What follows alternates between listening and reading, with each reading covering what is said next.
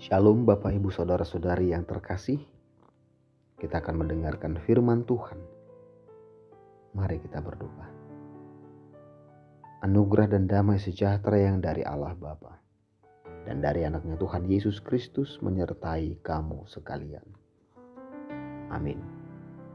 Bapak Ibu Saudara-saudari yang terkasih, firman Tuhan yang menjadi kabar baik bagi kita di hari ini, Selasa 24 Juni 2025, diambil dari Yohanes pasal 1 ayatnya yang ke-29.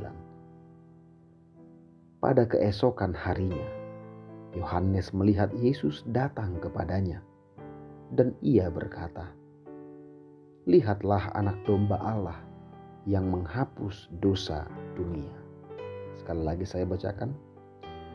Pada keesokan harinya, Yohanes melihat Yesus datang kepadanya dan ia berkata, "Lihatlah anak domba Allah yang menghapus dosa dunia." Demikian firman Tuhan. Yesus menghapus dosa dunia. Banyak hal yang dikerjakan Yesus selama dia berada di dunia ini. Dan kepenuhan dari semua karya itu adalah pengorbanannya di kayu salib. Melalui salib, Allah mengorbankan dirinya, menghapus dosa kita, di mana kita yang seharusnya mati binasa, di mana kita yang seharusnya tergantung di tiang salib itu, tapi telah beroleh keselamatan, yaitu hidup yang kekal. Penghapusan dosa ini adalah anugerah di mana kita tidak layak menerimanya, tapi akhirnya kita dilayakkan karena darah Kristus. Dan sifatnya adalah kekal. Allah tidak mengingat-ingat kembali. Mungkin bisa kita samakan seperti HP dengan ada istilah delete. Suatu foto ketika kita sudah delete, maka dokumen itu akan terhapus di dalam HP tersebut. Tapi jika suatu saat kita mencari foto tersebut, kita masih bisa menemukannya dalam folder recycle atau folder sampah. Maka jika foto itu kita restore, maka kita bisa membuka kembali dokumen itu. Bila folder recycle atau folder sampah itu telah kita delete, artinya kita sudah menghapus foto secara permanen dan kita tidak akan menemukannya lagi. Seperti itulah Yesus ketika dia menghapus dosa kita. Terhapus tanpa jejak dan tidak mengingat-ingat lagi pelanggaran kita.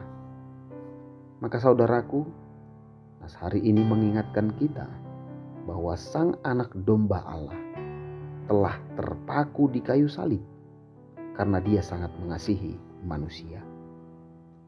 Hal inilah yang disampaikan oleh Yohanes Pembaptis.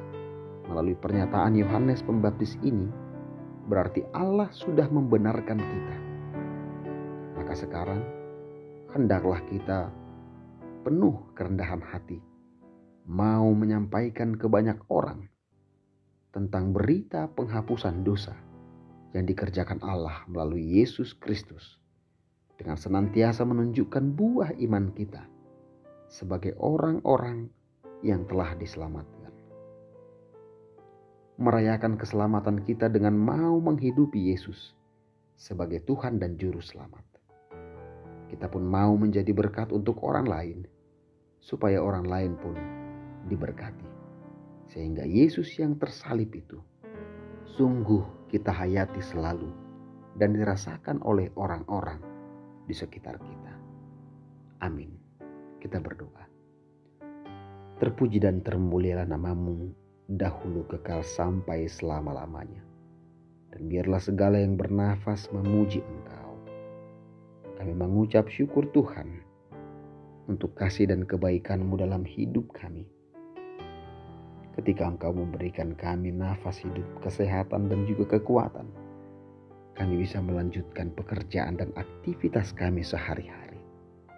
Tuhan, kami mohon kepadamu, saudara-saudari kami yang mungkin masih terbaring sakit, dimanapun mereka dirawat. Tuhan kiranya pelihara hidup mereka, berkati obat yang mereka makan dan minum, untuk bisa menjadi kekuatan yang baru bagi mereka, melawan segala sakit yang ada dalam tubuhnya, sehingga mereka dapat pulih, mereka dapat bertahan, dan mereka nantinya akan mendapatkan kesembuhan yang daripada Tuhan. Terpujilah Engkau ya Bapa. Bapa, kami juga berdoa untuk anak-anak kami dimanapun mereka berada. Tuhan kiranya juga jagai dan lindungi mereka. Tuhan jauhkan mereka dari segala mara bahaya, supaya hidup mereka tetap dalam penyertaan Tuhan dan penuh dengan sukacita yang daripada Tuhan. Bapa, kami juga berdoa untuk saudara-saudari kami yang tidak mendapatkan makanan dan kekurangan pakaian. Tuhan kiranya juga yang pelihara hidup mereka. Pakai kami Tuhan, untuk kami bisa menjadi saluran berkat bagi mereka, sehingga melalui segala pekerjaan baik yang kami lakukan, nama Tuhan semakin dipermuliakan. Terpujilah Engkau ya Tuhan, dahulu kekal sampai selama-lamanya. Dalam Kristus Yesus kami berdoa dan mengucap syukur. Amin.